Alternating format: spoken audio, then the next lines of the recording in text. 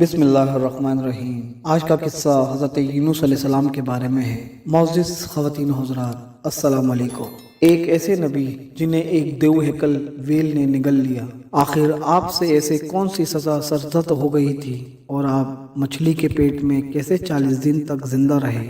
اس video میں ہم حضرت یونس علیہ السلام کے بارے میں جانیں گے۔ قرآن مجید میں سورہ یونس کے نام سے اور توریت میں جوہنا کے نام سے ہے۔ تاریخ میں آسوری قوم ایک طاقتور قوم کی حیثیت سے جانی جاتی ہے، جس کا دارالحکومت آشور تھا۔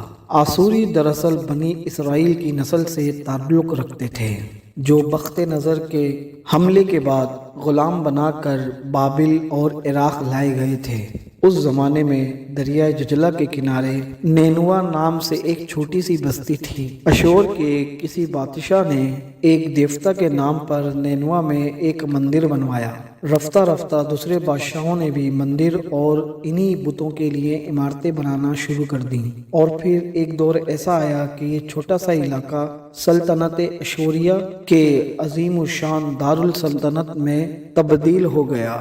نینوا شہر کے بیچوں بیچ مندر اور شاہی محل تھے، جہاں سے اشوریوں کا بادشاہ پوری سلطنت پر حکومت کرتا تھا اور اونچے تخت پر بیٹھ کر بازاروں اور گلیوں اور تفریح گاہوں کا نظارہ کیا کرتا تھا۔ اشور کے مغربی علاقوں میں لہلہاتے کھیت تھے اور پورا کا پورا شہر باغات سے سرز و شہداب تھا۔ اشوریہ لوگ پتھر تراشنے کے فن میں بھی ماہر تھے، لہذا جگہ جگہ سنگ مرمر کی دیواروں پر انہوں نے اپنے دیوتاؤں کی شکلیں بنائی ہوئی تھیں۔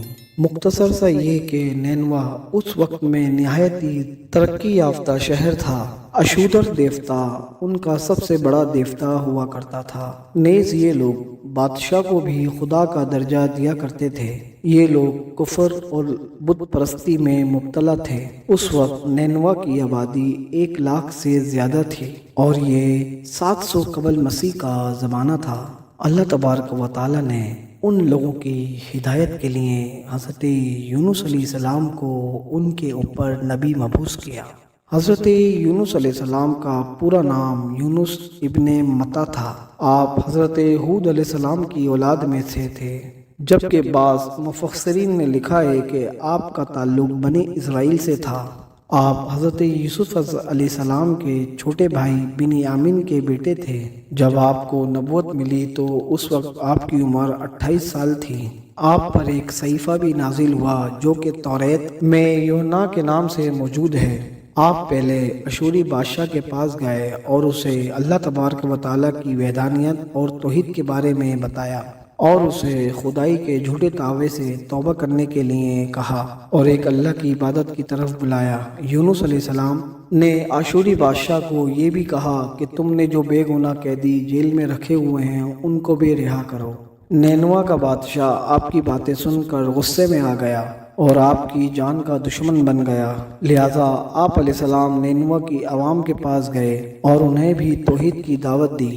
انہیں بت پرستی اور شرک پرستی سے روکنے کے لیے کہا اور انہیں کہا کہ اب بھی وقت ہے، توبہ کر لو۔ مگر اہل نینوا نے ایمان لانے سے انکار کر دیا اور اللہ کے رسول کو جھٹلا دیا۔ مگر حضرت یونس علیہ السلام مسلسل اسی جدوجہد میں لگے رہے کہ کسی بھی طرح سے ان کے لوگ ایمان لے آئیں اور بت پرستی کو ترک کر دیں۔ آپ نے انہیں بہت سمجھایا اور دیکھتے ہی دیکھتے 40 سال کا عرصہ گزر گیا۔ نیز یہ قوم بت پرستی پر ڈٹی رہی اور حضرت یونس علیہ السلام کو مسلسل دھمکیاں بھی دیتے رہے کہ اگر آپ نے اشور دیوتا کے خلاف کچھ کہا تو وہ آپ کو قتل کر دیں گے۔ آخر کار یونس علیہ السلام اپنی قوم سے مایوس ہو گئے۔ پھر ایک بار اللہ تبارک و تعالیٰ نے حضرت یونس علیہ السلام کو حکم دیا کہ لوگوں کو آگاہ کر دو کہ 3 دن کے اندر ان پر عذاب آنے والا ہے۔ لہذا آپ نے اہل نینوا کے سامنے اعلان کیا کہ اگر تم نے 3 دن کے اندر بت پرستی اور شرک سے توبہ نہ کی تو تم پر اللہ کا قہر نازل ہوگا اور پھر پورا شہر تباہ و برباد ہو جائے گا۔ تو لوگوں نے آپ کا مذاق اڑایا اور آپ کو کہا کہ ہم تمہارے رب کے عذاب کے منتظر ہیں۔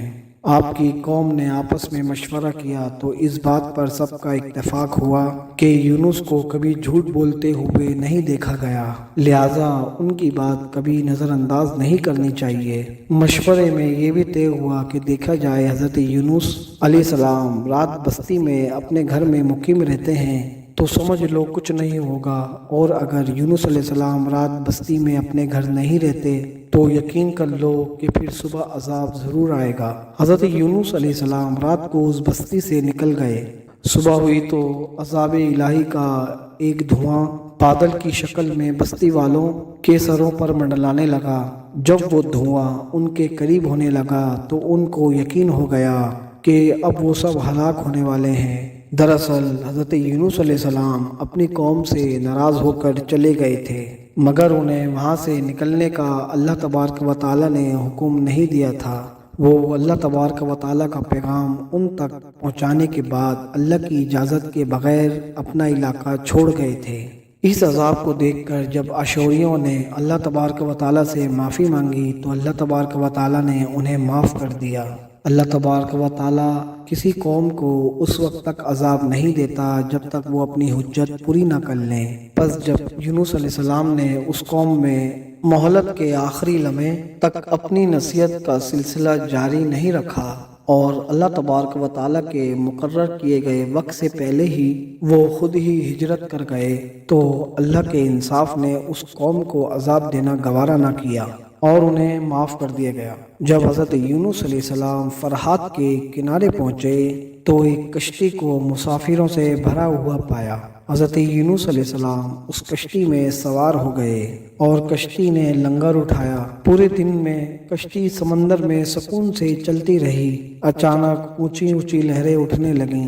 لوگوں نے اپنا ساز و سامان سمندر میں پھینکنا شروع کر دیا کہ کشتی کا بوجھ کم ہو جائے، لیکن کشتی کا بوجھ پھر بھی کم نہ ہوا۔ جب کشتی ڈگمگانے لگی تو کشتی کے غرق ہونے کا اندیشہ ہو گیا۔ اہل کشتی نے اپنے عقیدے کے مطابق کہا کہ ایسا معلوم ہوتا ہے کہ اس کشتی میں کوئی غلام اپنے آقا سے بھاگا ہوا ہے۔ جب تک اس کو اس کشتی سے الگ نہ کیا جائے گا جب تک نجات مشکل ہے۔ جب یونس علیہ السلام نے سنا تو ان کو تنبیہ ہوا کہ میں نے اللہ کی وحی کا انتظار نہیں کیا، شاید اللہ کو میرا اس طرح چلے آنا پسند نہ آیا اور اب یہ میری آزمائش کے آثار ہیں۔ یہ سوچ کر انہوں نے اہل کشتی سے فرمایا، میں ہی وہ غلام ہوں جو اپنے آقا سے بھاگا ہوا ہوں۔ لہٰذا 3 دفعہ قرآن اندازی کی گئی اور تینوں بار ہی حضرت یونس علیہ السلام کا نام نکلا۔ تب مجبور ہو کر انہوں نے حضرت یونس علیہ السلام کو دریا میں ڈال دیا۔ اس وقت اللہ پاک نے ایک بڑی سی مچھلی کو حکم دیا کہ یونس کو نگل لو، اور یہ بھی فرمایا کہ یہ تمہاری غذا نہیں ہے اور ان کے جسم پر کوئی تکلیف نہیں ہونی چاہیے۔ مچھلی نے حضرت یونس علیہ السلام کو اپنے پیٹ میں نگل لیا۔ یونس علیہ السلام نے جب مچھلی کے پیٹ میں خود کو زندہ پایا تو بارگاہ الہی میں اپنی ندامت کا اظہار کیا کہ میں وحی الہی کا انتظار کیے بغیر، اللہ سے اجازت لیے بغیر اپنی امت سے ناراض ہو کر نینوا سے نکل گیا۔ حضرت یونس علیہ السلام نے مچھلی کے پیٹ میں اللہ کو پکارا۔ ان پر 3 اندھیرے اکٹھے ہو گئے تھے، رات کا اندھیرا، مچھلی کے پیٹ کا اندھیرا اور پھر سمندر کا اندھیرا۔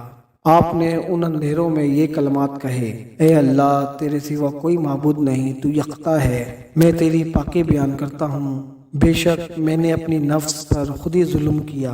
روایتوں کے مطابق اگر حضرت یونس علیہ السلام یہ تسبیح نہ کہتے تو قیامت تک مچھلی کے پیٹ میں ہی رہتے۔ رسول اللہ صلی اللہ علیہ وآلہ وسلم نے فرمایا کہ جب یونس نے یہ دعا کی تو یہ کلمات عرش کے گرد گھومنے لگے۔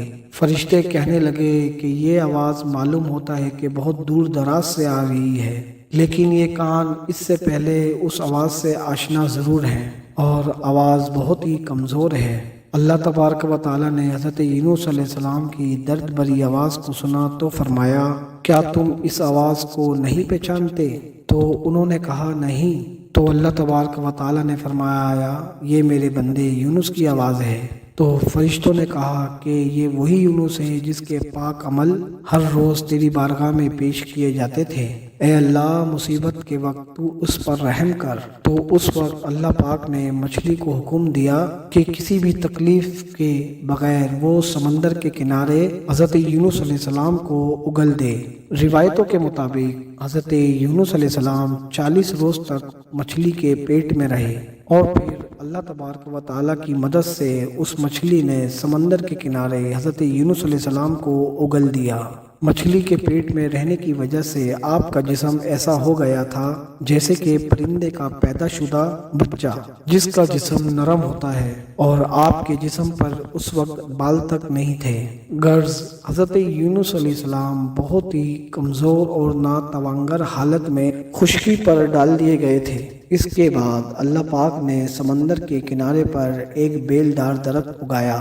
روایتوں کے مطابق وہ کدو کا پودا تھا جس کے ذریعے حضرت یونس علیہ السلام پر سایہ ہو گیا۔ اس کے علاوہ اللہ پاک نے ایک جنگلی بکری بھی بھیج دی جو زمین کی گھاس اور جڑی بوٹیاں کھاتی تھی اور صبح اور شام آپ کو دودھ پلاتی تھی، یہاں تک کہ آپ تندرست ہو گئے۔ حضرت یونس علیہ السلام اس درخت کے سائے میں جھوپڑی بنا کر رہنے لگے۔ حضرت یونس علیہ السلام کی قوم انہیں تلاش کرتی ہوئی ایک دن اسی جگہ پہنچ گئی جہاں حضرت یونس علیہ السلام تھے، اور انہوں نے آپ کو دیکھ لیا اور انہوں نے پھر آپ کے ہاتھ پر اسلام کی بیعت کر لی اور ساتھ ہی اللہ پاک سے توبہ اور استغفار کرنے لگے۔ یونس علیہ السلام دوبارہ نینوا چلے گئے اور وہاں رہ کر اپنی قوم کی رہنمائی فرمائی۔ حضرت یونس علیہ السلام کی زندگی نینوا میں ہی گزری اور وہیں پر آپ کا پردہ ہوا۔ اس قصے سے ہمیں یہی سبق ملتا ہے کہ ہر حال میں اللہ کی رحمت سے کبھی بھی مایوس نہیں ہونا چاہیے، اور ہدایت کے معاملے پہ نہ ہی اپنی ذات پر بھروسہ کرنا چاہیے۔ ہدایت تو بس اللہ پاک ہی کی طرف سے ہے، ہمارے ذمے تو بس پیغام حق پہنچانا ہے۔ ملتے ہیں اپنی نیکسٹ ویڈیو میں۔ اللہ حافظ۔ اپنا اور اپنے پیاروں کا بہت خیال رکھیے۔